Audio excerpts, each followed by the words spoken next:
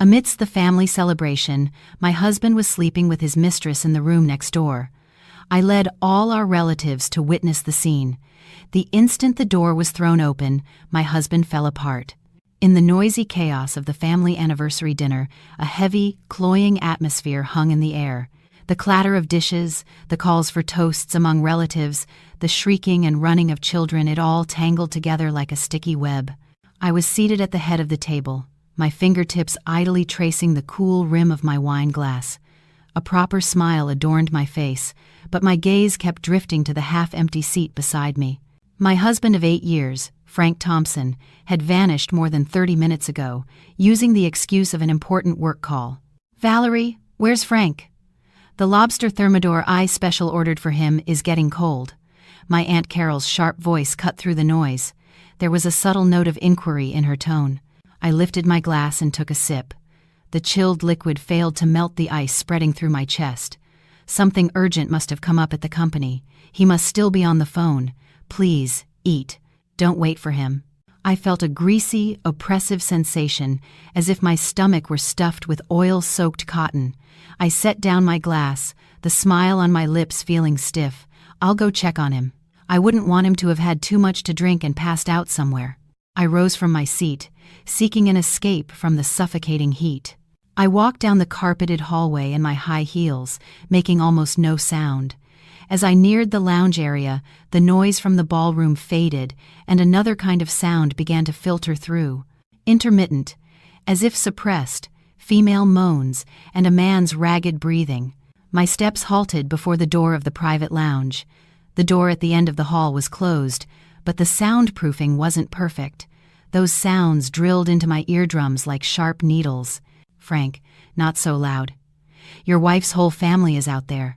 A syrupy voice, practically dripping with flirtation.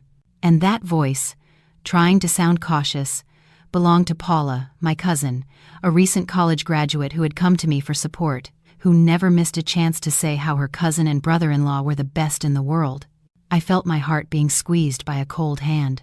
Immediately after, I heard Frank Thompson's laughing voice, a voice so familiar, yet terrifyingly alien. "Let them wait. What I love most is seeing you nervous about us getting caught. It's so much more exciting, don't you think?" My head buzzed, and something inside me shattered completely. Blood rushed to my head, and in the next instant drained away entirely, leaving only a bone-deep, icy chill. I didn't move. I didn't make the slightest sound. My gaze slowly lowered to the narrow gap between the door and the floor. It seemed they hadn't turned on the main light, only a wall sconce. A dim yellow light seeped through the crack, enough to see 2 pairs of entangled feet. The man's polished dress shoes lay next to the woman's discarded high heels. The man's suit trousers were pooled around his ankles, and the woman's slender ankles were locked around his waist. Her toes, painted with a bright red pedicure, were tensed. I raised my gaze. What I could see through the crack was limited, but it was enough. Frank Thompson was pinning Paula Jennings against the doorframe. Paula's young body was almost completely hidden by his. He was exploring her neck, one hand gripping her waist tightly, the other hastily tearing at the collar of her shirt. Paula let out a moan that seemed both pained and ecstatic, throwing her head back. Just then, the light from the wall sconce caught something dazzlingly bright around her neck. It was a platinum necklace. The pendant was a perfectly cut diamond, surrounded by tiny pink diamonds, forming the shape of a lotus flower. The very one Frank Thompson had placed around my neck last month for my birthday. He had told me, "Valerie, you're like a lotus flower, you bloom in the mud without getting dirty. Thank you for everything you've endured." I had taken it off last night before my shower and left it on the dresser. This morning, I noticed it was gone. Frank Thompson tied his tie and said casually, "You probably don't remember where you put it, or maybe it fell into the wrong drawer. I'll help you look for it later." And this is how I had found it, hanging around the neck of his young mistress. At our family gathering, right under my nose, the oily cotton in my stomach instantly became a red-hot coal. My insides twisted as if they were burning. A metallic sweetness rose in my throat, but I forced it down. The hand I held on the doorknob was so tight my knuckles were white and trembling slightly. With just a small turn, the door would open.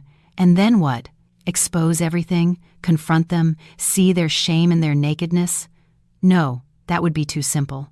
A violent fury fought to explode in my chest, but in the end, it didn't erupt. Instead, it cooled at an astonishing speed, solidified, and sank heavily into the depths of my heart. It became an unbreakable block of ice. Slowly, very slowly, I released the doorknob. With my fingertips, I lightly brushed the smooth panel, even pretending to wipe away non-existent dust. The nauseating sounds from inside continued, along with Frank Thompson's quiet promise. "Don't worry, honey. That old hag, when she finds out the company is going under, she'll come crawling to me. Then I can do whatever I want. The company is going under. She'll come crawling to me." A cold, faint smile spread silently across my mouth. So that was it. I took one last look through the crack in the door. The writhing, heaving shadows inside were ugly and deformed, and I turned around. My steps were as silent as when I came, but with a completely different rhythm. I went back the way I had come. The light in the hallway changed from dark to bright, and the noise from the event hall enveloped me again. The relatives were still talking loudly and clinking glasses. Their faces overflowed with false or perhaps genuine happiness. No one noticed the vile act of betrayal I had just witnessed. No one knew that heaven and earth had been inverted inside my mind. I walked directly to the small control lectern beside the main stage. There was a wireless microphone there. My cousin, the sound guy, was dozing. I approached and tapped him gently on the shoulder. He startled, looked at me, and put on a bewildered expression. "Valerie? I'm going to use the microphone for a moment. I have something to say." My voice was surprisingly calm. My cousin mumbled, "Okay," and handed me the microphone. I took the microphone and flicked the switch on. The faint electric hum amplified through the speakers, causing guests at a few tables near the stage to look at me reflexively. I took a deep breath and put that gentle, dignified smile back on my face. I spoke into the microphone with a clear voice, not high, not low, but just loud enough to cut through the noise of the room and reach everyone's ears. "Esteemed elders and dear relatives, could I have your attention for a moment? I have something to tell you." The noise in the event hall gradually subsided. All eyes, with a mixture of suspicion and curiosity, focused on me. I smiled and slowly scanned the room.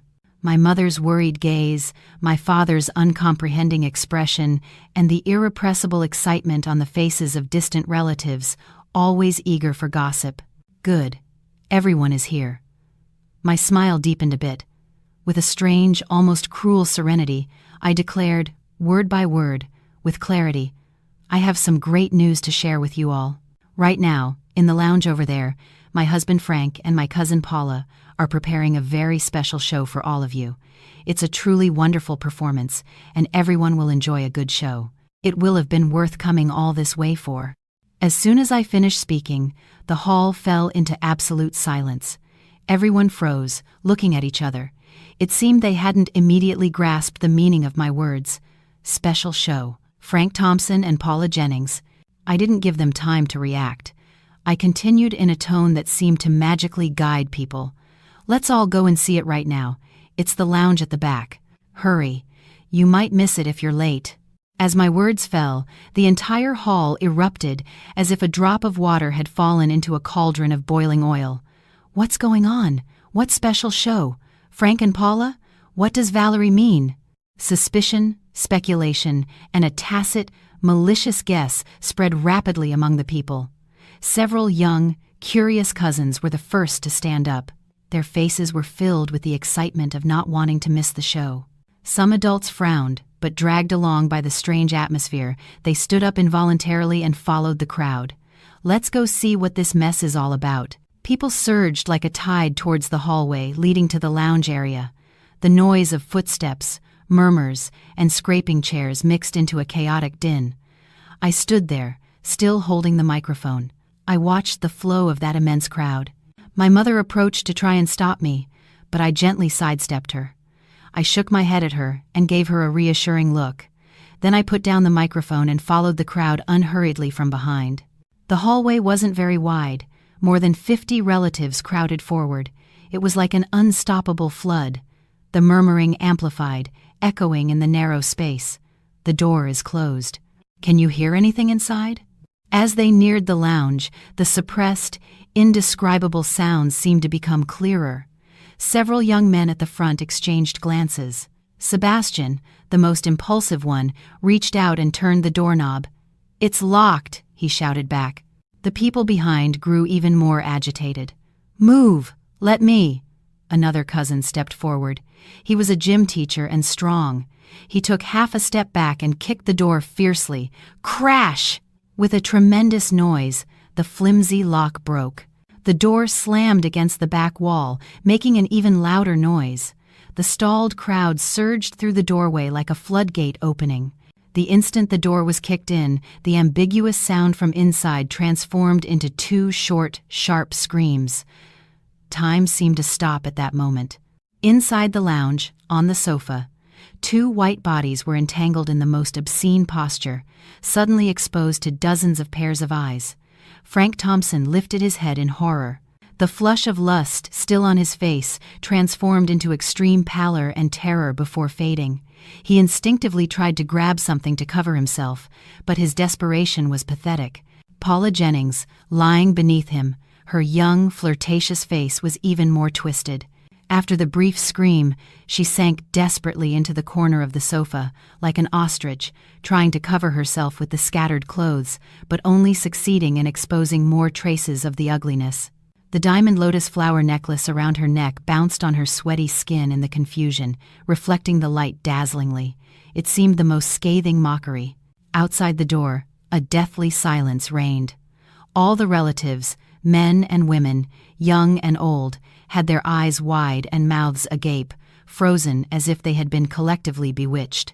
The expressions on their faces were varied: shock at the unbelievable, embarrassment at the unexpected situation, undisguised contempt, and the excitement of gloating over another's misfortune. Some adults turned red with anger and trembled from head to toe.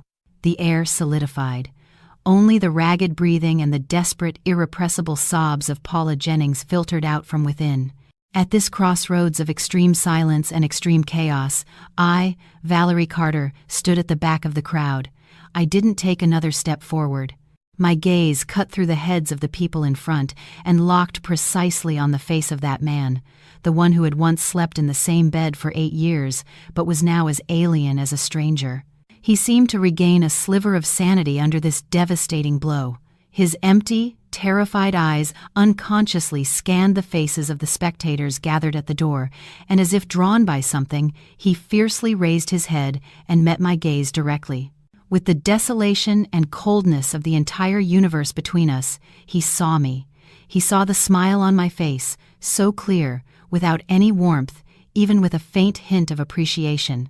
In that instant, Frank Thompson's pupils contracted sharply to a pinpoint shock, bewilderment, followed by a sky-piercing rage and a bone-chilling cold as if falling into an abyss. Finally, all those emotions twisted into an extreme collapse.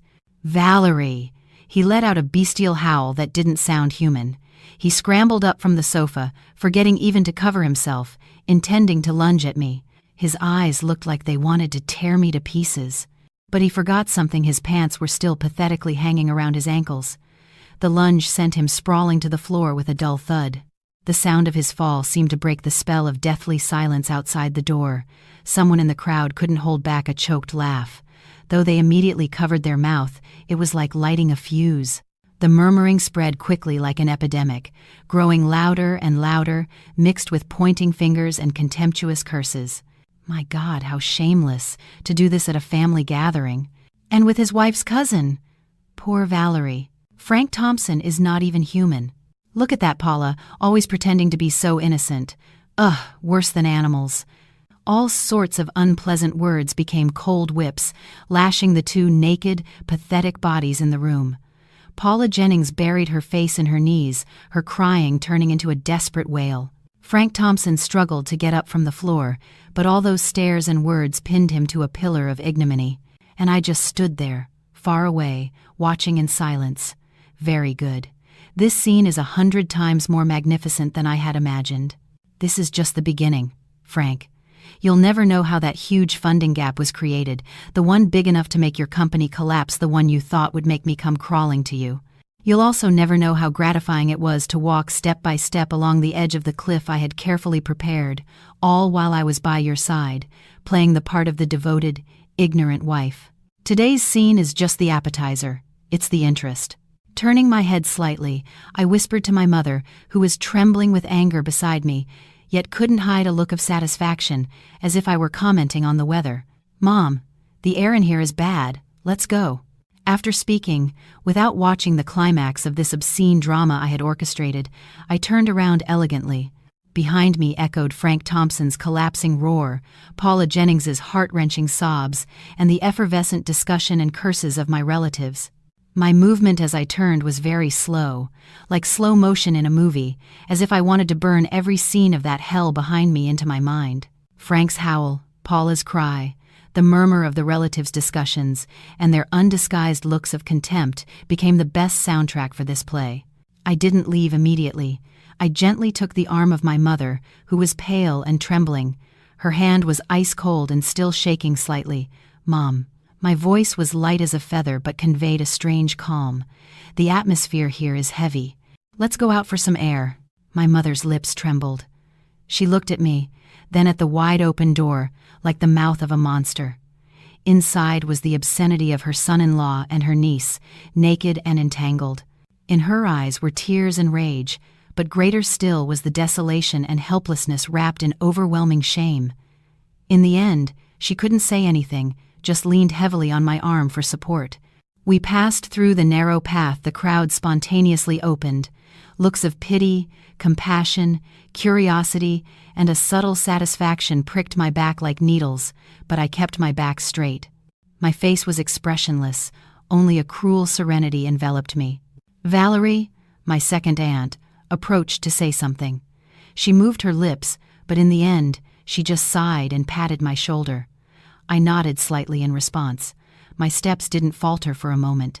Just as I was about to turn the corner of the hallway, leaving the center of the chaos, my eyes caught the figure of Frank Thompson, finally dragging himself up from the floor.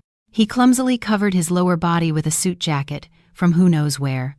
His face was disfigured by extreme shame and collapse, and his bloodshot eyes stared in my direction with murderous intent.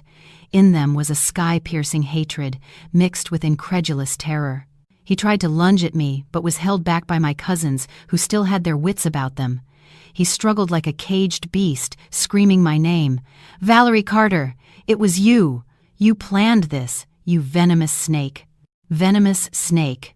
I stopped my steps slightly, slowly turned my head, and gave him a very faint, cold look. In that look, there was no anger or sadness, only a cold, unfathomably deep pool that reflected all his misery and ugliness. He seemed to freeze at that look.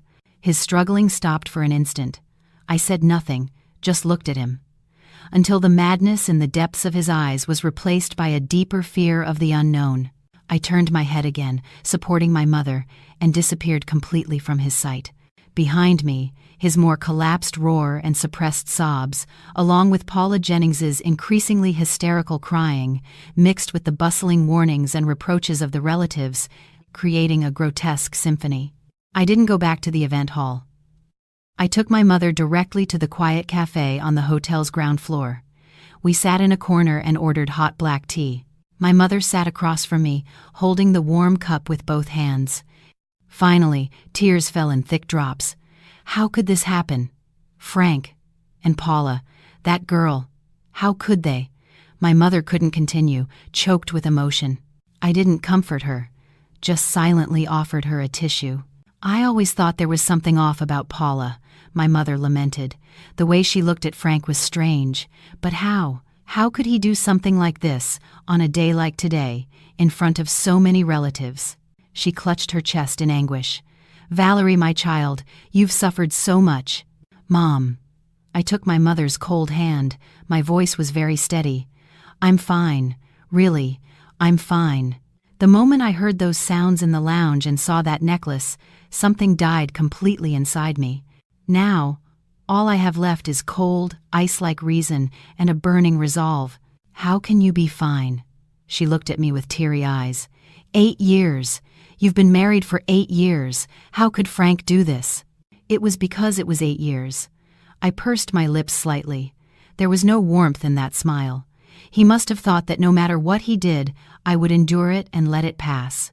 That for the sake of this family, for so-called honor, I would cover for him and fix it for him. My mother looked at me, stunned, as if she were seeing her daughter properly for the first time. Valerie, you.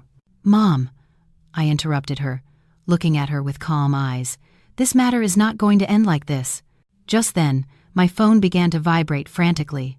My dad's name and the names of several uncles flashed alternately on the screen. I immediately silenced it and placed it face down on the table. It must be your father, my mother said worriedly. Let them handle the situation up there first, I said serenely. If I go now, what else will I do but listen to their tearful apologies or see a cornered and desperate Frank Thompson? It's not necessary. I don't want to hear any noise right now. Soft music played in the cafe, a world away from the chaos upstairs. I drank my tea slowly. The burning sensation in my stomach gradually subsided, replaced by something cold and hard as ice, like well-tempered steel. About 30 minutes later, my father's calls finally stopped. Instead, I received a call from Richard Miles, my personal attorney. I took the call and stepped out onto the cafe's terrace. Valerie Carter. Attorney Miles's voice was as cold and professional as ever. I've heard a summary of the story. Should I head there now? Not yet, I said, looking at the city's neon lights in the distance. Attorney Miles, those documents I asked you to prepare. You can start now. There was a brief silence on the other end of the phone. Then the reply. Understood. I will immediately proceed to organize the share trust agreement for Mr. Frank Thompson's company, the guarantee documents for the various loans you provided him through the offshore company, and the ownership verification of all real estate properties in his name. I can have them ready first thing tomorrow morning if needed. Good, I paused, then added, and please continue to monitor the situation at Tech Solutions Incorporated. Be alert to any anomalies in the flow of funds. Inform me immediately of any small movement. Understood. Hanging up the phone. The night wind, with the coolness of early autumn, caressed my face. I inhaled deeply. The cold flame in my chest burned more vigorously. Tech Solutions Incorporated, the business Frank Thompson valued as his own life, the source of all his pride and arrogance.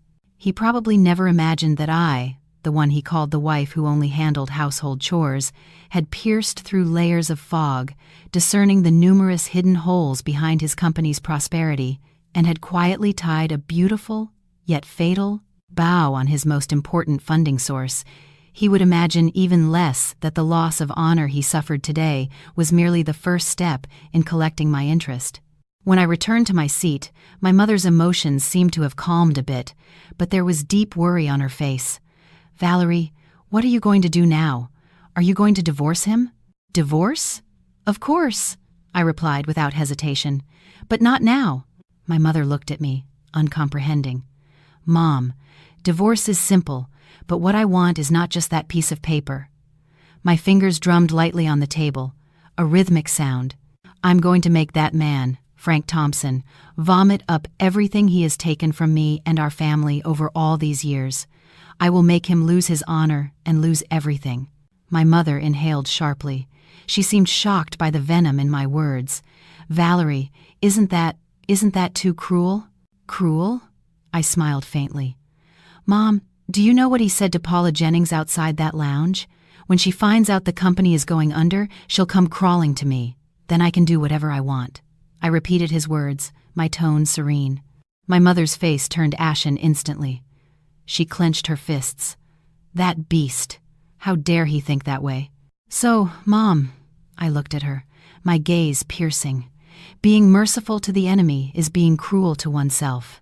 If he was already plotting against me, treating me like a fool and using me as a stepping stone, I have no reason to think of marital affection. My mother remained silent for a long time. Finally, as if she had made a decision, she nodded firmly. All right, your mother supports you. We can't let that ingrate get away with it. At that moment, there was a commotion at the cafe entrance. My father, his face grim, surrounded by relatives with various expressions, was heading towards us. Behind him was Paula Jennings, clothes disheveled, hair messy, tears and handprints on her face, and Frank Thompson, pale and eyes empty, practically being dragged by two cousins. Ah, the interrogation party arrives. I sat firmly, not even getting up. My mother reflexively tried to stand, but my hand gently stopped her. My father's procession approached our table with pomp. "Valerie Carter!" My father's voice mixed suppressed rage and exhaustion. He shot a severe look at the dog-beaten Frank Thompson, then directed his piercing gaze at me. "What on earth are you trying to do? Will you only be satisfied when you've shattered the entire family's honor, making us the laughingstock of the city?" There it was, the classic victim blaming. I slowly raised my head and met my father's angry gaze. "Dad, you're asking the wrong person. Weren't it your son-in-law and your niece who shattered the family's honor?" My gaze flickered over to Frank and Paula. Upon meeting my eyes, one hastily lowered his head, and the other shrank behind someone else as if burned. "You!" My father was choked by my words, his face hardening. "Even if they were wrong, you can't do this. Bringing so many relatives to watch. How are your mother and I supposed to face our friends after this?" "So," I interrupted him softly, "for the honor of you and Mom, I should have pretended not to see, not to hear, and continued playing the role of the devoted, foolish wife who was being deceived? And wait for my husband and his mistress to continue their affair in our house, in my bed, and even wait for his company to go bankrupt so I could pay his debts and then beg him?" My words became cold knives that stripped away all hypocrisy. A murmur of consternation broke out among the nearby relatives. "Cousin! Cousin!" Paula Jennings suddenly knelt with a thud, crying her eyes out, trying to grab my skirt. "I was wrong. I really was wrong. I must have lost my mind for a moment. I've wronged you terribly. Please, forgive me just this once. Please." I watched her performance expressionlessly, even leaning back to avoid her touch. "Forgive you? And then what? Wait for the next time you lose your mind?" Paula's crying stopped abruptly, her face drained of color. "Valerie Carter!" Frank Thompson raised his head fiercely, his once deep and loving eyes now bloodshot and filled with the resentment and madness of a cornered man. "You planned this, didn't you? You knew all along. You brought them all here on purpose. You venomous snake." I looked at him and finally smiled. It was the first expression that could be called a genuine smile since this all began, but that smile was ice cold. "Mr. Thompson?" I opened my mouth slowly, each word a spike of ice driven into his face. "If you two had been innocent, what good would it have done for me to call everyone over?" He was speechless for a moment, as if he had been choked. "You dirty the board because you can't control your own zipper, and then you blame the spectators?" I leaned forward slightly, my gaze like a surgical scalpel, precisely dissecting his last shred of disguise and dignity. "Did you not think of the consequences when you were cheating on me? Did you not think I would find out when you put my necklace on that woman? Did you not think someone might hear when you were sleeping with my cousin right in the next room at our family gathering?" The consecutive rhetorical questions pierced his heart one by one. Frank Thompson's face went from white to blue to purple. He struggled fiercely, trying to lunge at me, but was held firmly by my cousins. "Let me go! Valerie Carter, I'll kill you!" "Kill me?" I raised an eyebrow slightly, my tone even containing a hint of curiosity. "And then what? Will you go to the afterlife to accompany me, along with your young lover? Or will you completely bury your teetering Tech Solutions Incorporated with me?"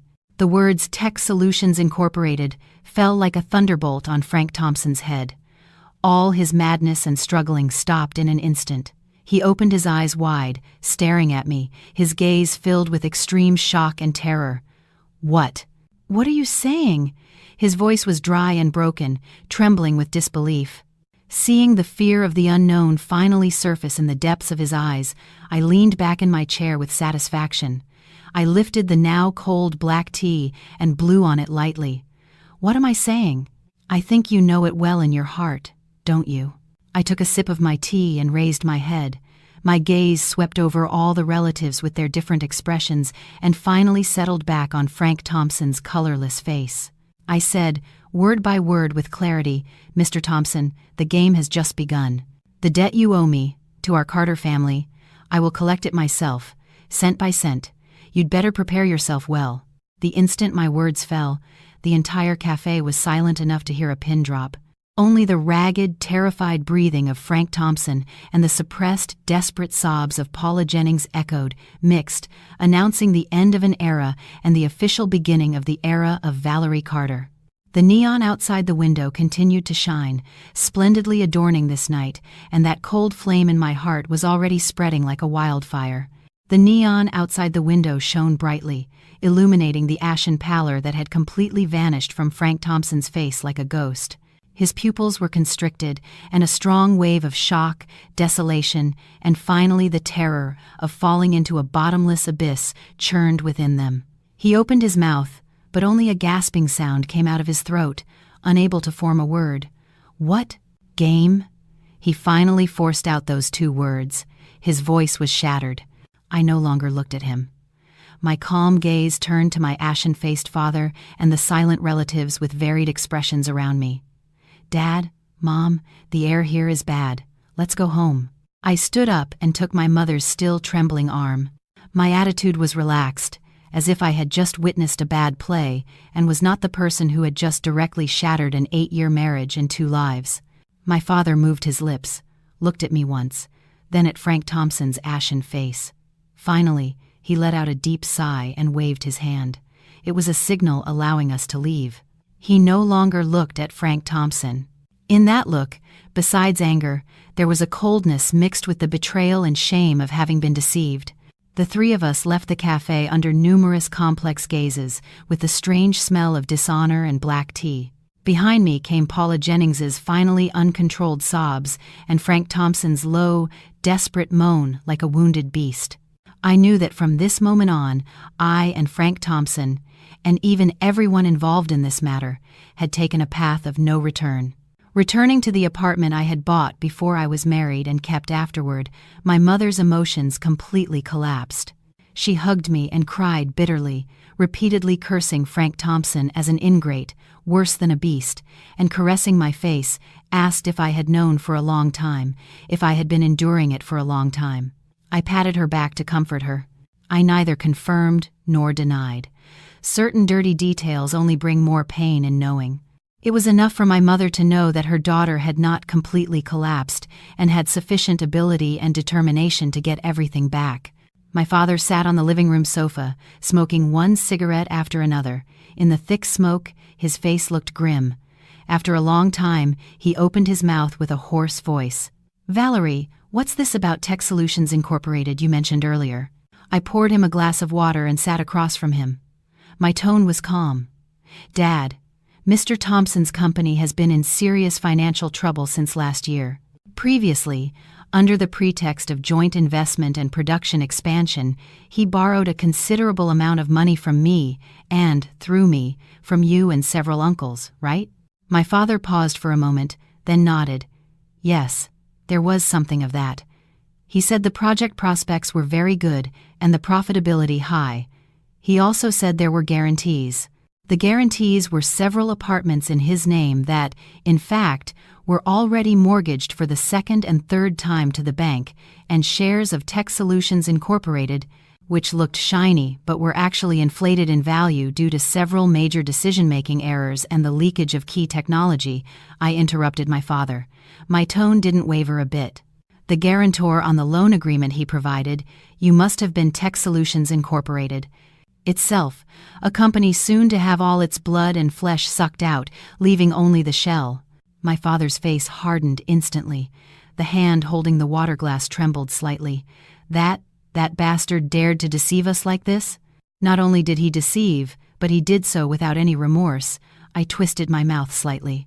He even thought that if he just persuaded me well, he could use our Carter family's contacts and funds to continue receiving transfusions, overcome the crisis, and even ascend to a higher level.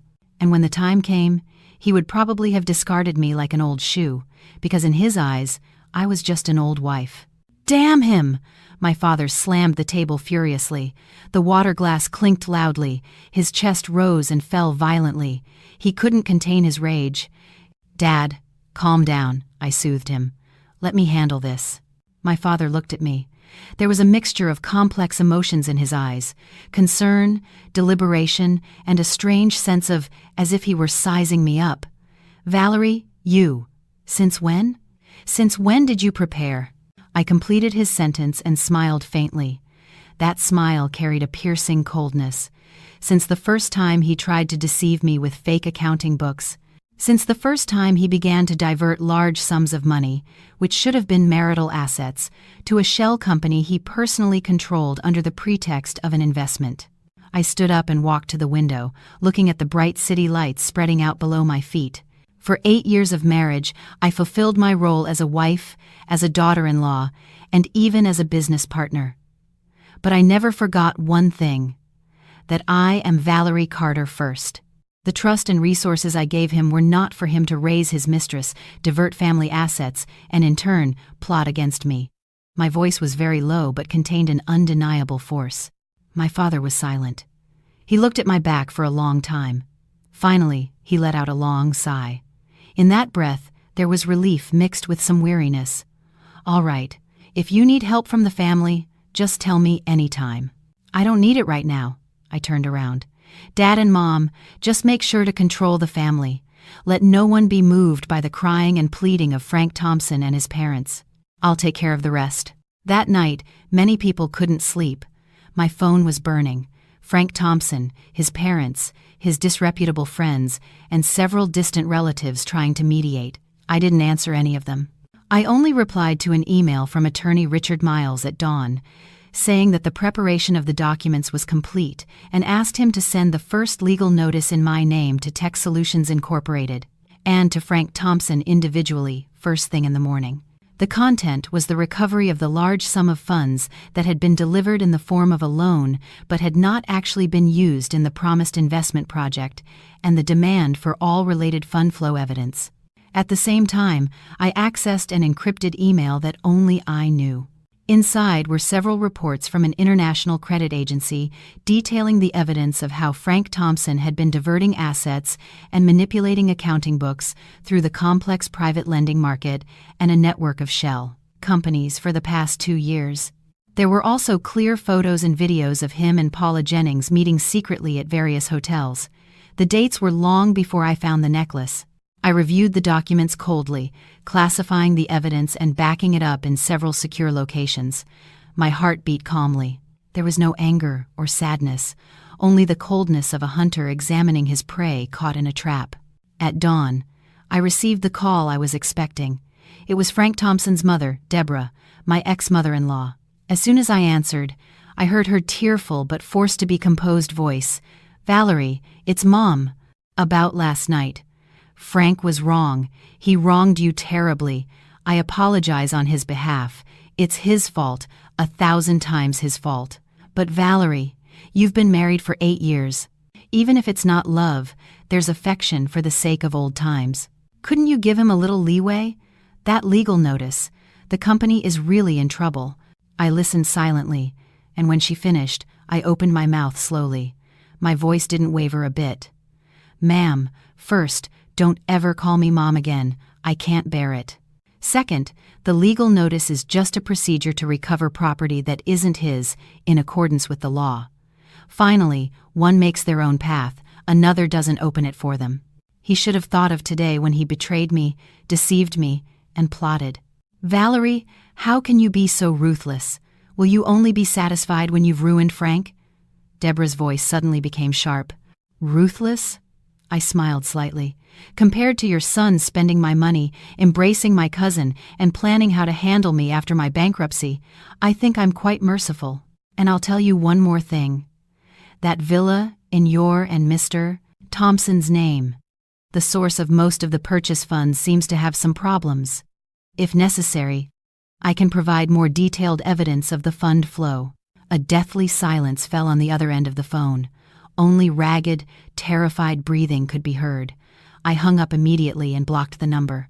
The darkness before dawn is the deepest, but it is also a sign that morning is approaching. I knew the real war was just beginning. In the following days, an undercurrent flowed through the business world and my family. Attorney Richard Miles moved quickly. The legal notice was like a stone thrown into a calm lake, causing concentric ripples. The already fragile finances of Tech Solutions Incorporated were stretched to the limit. Due to this sudden demand for payment of a large debt, several suppliers and partners who were waiting to see what would happen began to move upon hearing the rumors. They urged to collect debts and ceased cooperation. Frank Thompson found himself cornered, mobilizing all his contacts to try to reconcile with me, even mentioning the old friendship between his parents and mine. But I refused to see him and rejected all who tried to mediate, politely or directly. My parents also withstood the pressure and clearly positioned themselves on my side. Several family elders who initially thought my method was too radical fell silent when my father hinted that Frank Thompson had tried to divert the family's assets and informed them of the real situation of Tech Solutions Incorporated. They even began to investigate their own financial transactions with Frank Thompson and his company. In an instant, Frank Thompson became almost a street rat. Everyone turned their backs on him. But it still wasn't enough. A week later, I released a second piece of news through Attorney Miles. I formally requested the bank to exercise the right of pledge over some key patents of Tech Solutions Incorporated, in the name of the offshore company I controlled. These patents were the ones Frank Thompson had secretly mortgaged to obtain loans, and the real lender of those funds was me. This news was the last straw. The stock of Tech Solutions Incorporated plummeted. It hit the daily limit down for 3 consecutive days at the opening. Phone calls from the bank, demanding loan repayment, almost paralyzed the company's phone and Frank Thompson's personal mobile. He tried to find new investors, but due to the information that Attorney Miles intentionally leaked, all potential investors learned of the complex debt dispute and the imminent legal litigation behind Tech Solutions Incorporated. They all backed out. I sat in the spacious, bright study of my apartment, looking at the terrible green stock chart of Tech Solutions Incorporated on my computer screen, and took a sip of my coffee expressionlessly. The time was almost ripe. That afternoon, I received a call from an unknown number. It was Frank Thompson. His voice was hoarse and tired, with the baseness of a cornered man. "Valerie, can we talk?" He was almost begging. "All right," I replied without hesitation. "I choose the time and place." The place I chose was the cafe of an exclusive members-only club in the city center. It was a private and elegant space. This was a place he liked to take his clients to show off his success.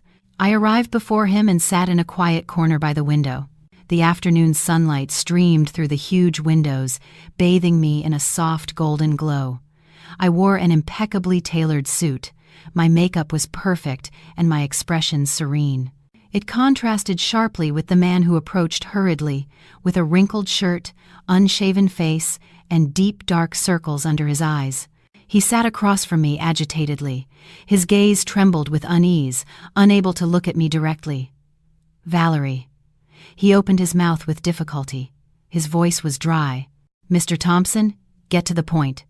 "My time is valuable," I interrupted him. My tone was distant and formal. He was speechless for a moment. A trace of humiliation crossed his face but was soon covered by a deeper anxiety. "Valerie, I was wrong. I really was wrong. I must have lost my mind for a moment. I wronged you terribly. I'll accept any punishment you impose on me. But the company can't fall. It's my more than 10 years of effort and sweat. Please, save Tech Solutions Incorporated. And me just this once. If you just withdraw the lawsuit and stop pressing for those funds, I'll do anything. I can give you all my shares in the company. I'll end things completely with Paula. We can start over." Listening to his repentance and meaningless promises, intended only to protect himself, the last and slightest ripple in my heart completely calmed. Even in this state, he was still thinking only of his company, his effort and sweat. He could even say the ridiculous phrase of "start over." I gently stirred the coffee in my cup, lifted my head, and looked at him serenely. "Mr. Thompson, do you think I'm short on those shares of yours that will soon be worthless paper?" His face turned white. And whether you end things with Paula or not is your freedom. It has nothing to do with me, I continued. My tone was calm. As for starting over, do you think a broken mirror can be put back together? He opened his mouth but said nothing. Small drops of sweat formed on his forehead. I didn't come here today to listen to your useless apologies and promises. I put down the coffee spoon. A clear, clinking sound echoed. I came to notify you of 2 things.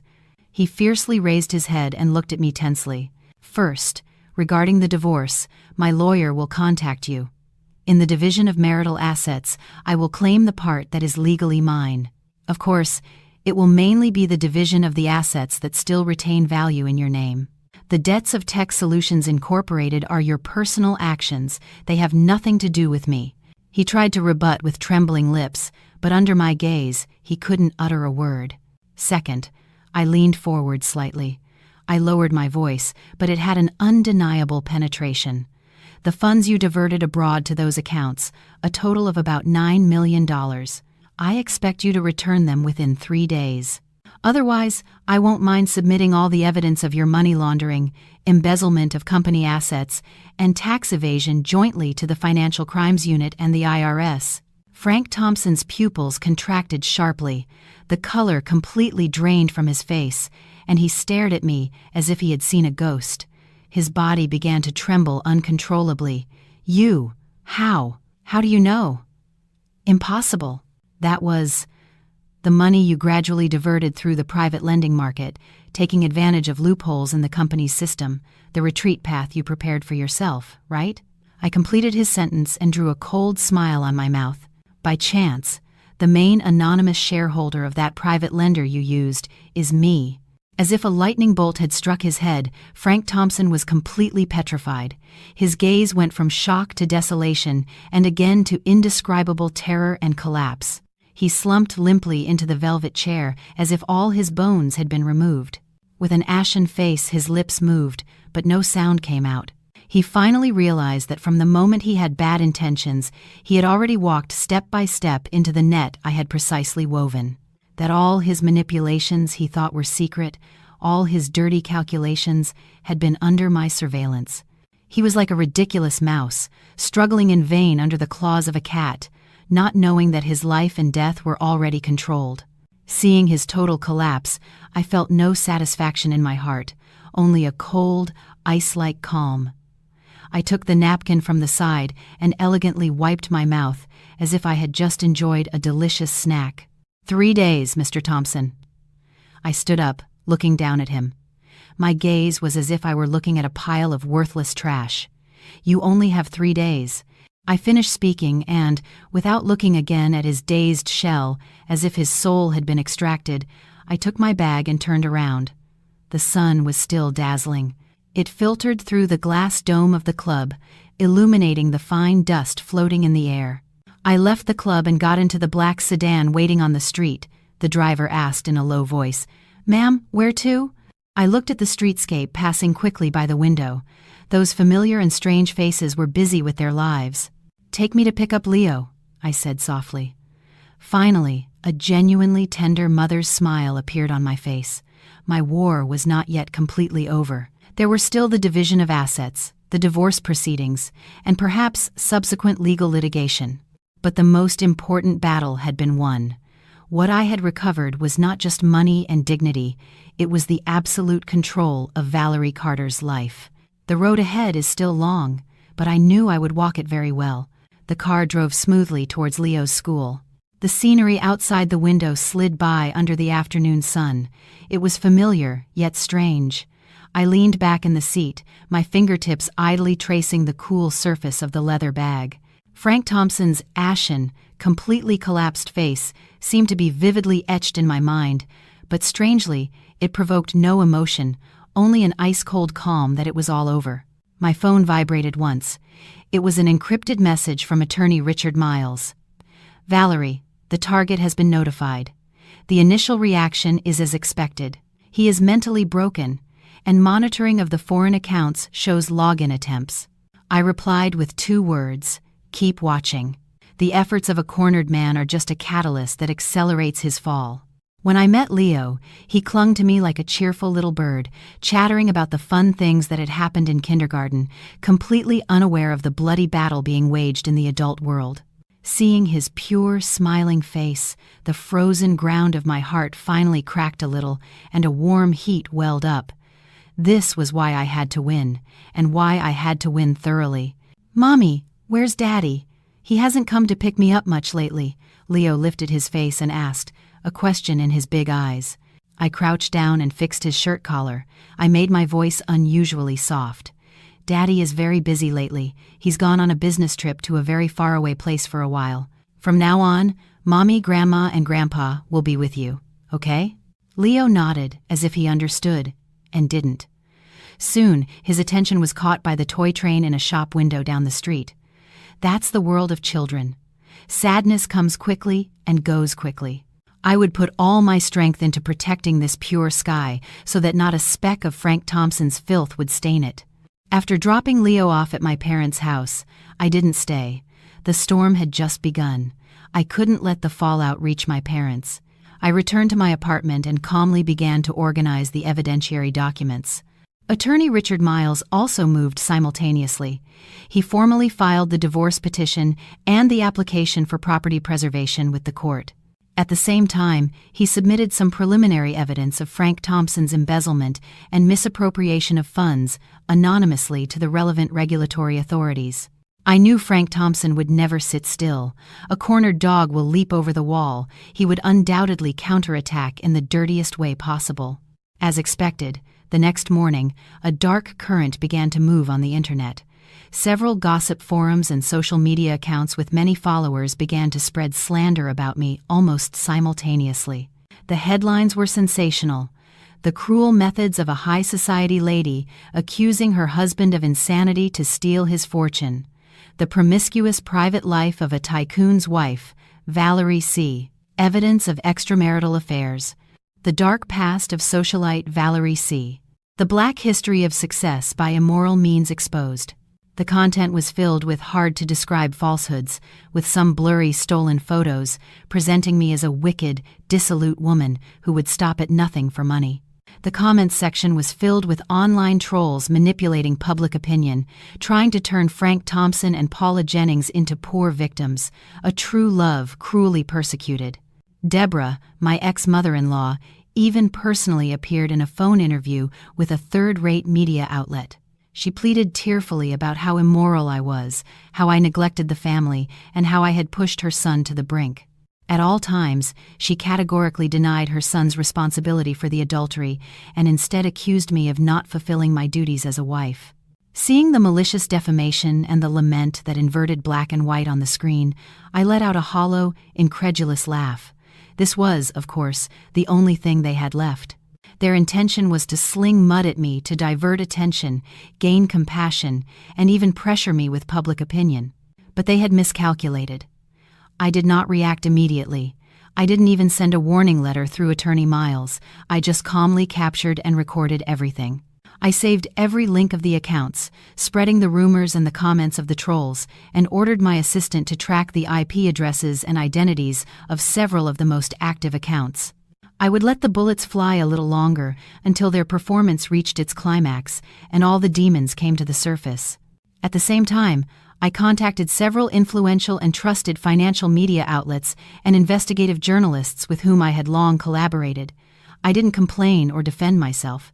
I simply provided them with some indirect evidence of the real financial situation of Tech Solutions Incorporated, the abnormal fund flow, and the massive diversion of assets by Frank Thompson personally, even during the company's crisis. Sometimes, the truth needs a stronger channel to break through the fog of lies. Once all the preparations were in place, I received an unexpected call. It was Paula Jennings's mother, my aunt. On the other end of the phone, her voice was mixed with crying and deep shame. "Valerie, what face do I have to call you? What Paula has done? That she committed such indecency. It's our fault for not raising her well. Your aunt apologizes to you. I also apologize to your mother." I remained silent. My heart did not soften easily. "But Valerie," my aunt's voice trembled with desperation. Paula just called me, crying her eyes out. Frank Thompson, that miserable man, has put all the blame on her. He's hit her, and even threatened her. He told her that if she doesn't come forward to put all the blame on you, he'll release the indecent photos. What does she have? My heart sank. Frank Thompson really had no limits. Paula knows she was wrong. She really knows it. Now she's so scared she wants to die. Valerie, I'm begging you. Please, for your aunt's sake, could you save her? As wrong as she is, she's your cousin. My aunt was sobbing loudly. Cousin. When she was writhing in pleasure under my husband, wearing my necklace at our family gathering, did she ever think that I was her cousin? I closed my eyes and took a deep breath, suppressing the nausea and anger boiling inside me. I hated Paula Jennings, of course, but it wasn't a capital crime, and above all, she shouldn't be used and threatened by scum like Frank Thompson. Aunt, I opened my mouth. My voice was coldly ruthless. Send me Paula's address now, and tell her to stay there, lock the door, and not open it for anyone. I'll take care of the rest. I hung up the phone and immediately contacted Attorney Miles and a trusted private security agency. Some dirty matters must be handled by professionals. The noise on the internet peaked 2 days later. It seemed Frank Thompson's side had invested more trolls and resources. All sorts of defamatory posts flooded me, and even a so-called close source began to reveal that I was mentally unstable and violent. Deborah appeared in the media more frequently, acting with profound grief. Just as public opinion was about to tilt to one side, the wind I had been waiting for blew. Several authoritative financial media outlets were the first to open fire. A thorough investigation broke out, pointing to the serious financial fragility of Tech Solutions Incorporated and the immorality of the management. The article included anonymous information and evidence hinting at the misappropriation of funds by Frank Thompson. As it was an economic article from a trusted media outlet, the impact was enormous. Immediately after, online media with high credibility and independent investigative journalists launched a series of counterattack articles and videos. The content was not just to defend me but systematically refuted all the false accusations circulating on the internet based on clear evidence. They revealed the context and actual times of the blurry photos, made public some of my charitable donation records and my good reputation in the industry, and even released an edited audio file. In the file, Frank Thompson admitted to sleeping with Paula Jennings in a moment of anger during an argument and called me a hen that doesn't lay eggs. Although the recording did not directly mention property issues, his arrogant, shameless, and cold attitude was enough for any rational person to judge who was in the right. At the same time, Attorney Richard Miles sent, in my name, a formal and severe legal warning to all media and individuals spreading the rumors.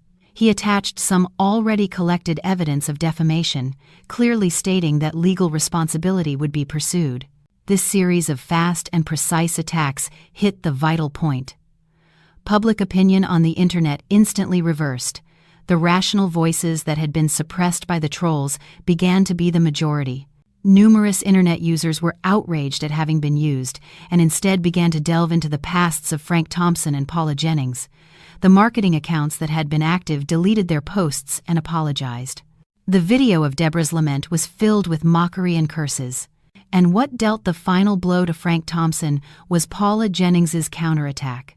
Under the protection of security guards, and with her mental state somewhat stable, Paula Jennings provided a detailed written statement and some conversation screenshots. In them, she not only confirmed her affair with Frank Thompson, but, crucially, that Frank Thompson had repeatedly complained that I was controlling and hindered business development, and hinted at his plan to divert assets and divorce me once the company overcame the crisis.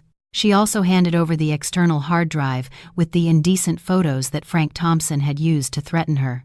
Although this statement could not be direct evidence of an economic crime, it branded Frank Thompson as scum and a fraudster in public opinion and in the divorce process.